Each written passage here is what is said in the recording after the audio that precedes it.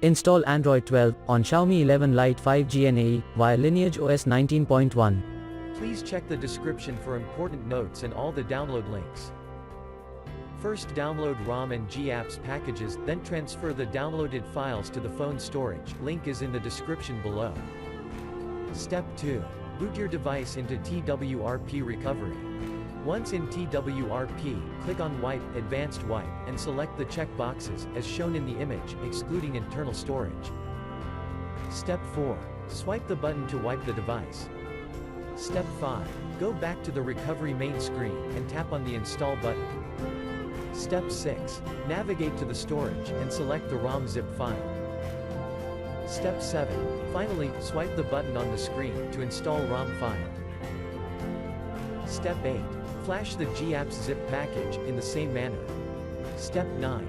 After GApps flashing completes, select Wipe Cache and Dalvik from bottom left side of screen, and swipe to wipe. Step 10. When the flashing process is complete, hit Reboot System. That's it, you have successfully installed the ROM on your device.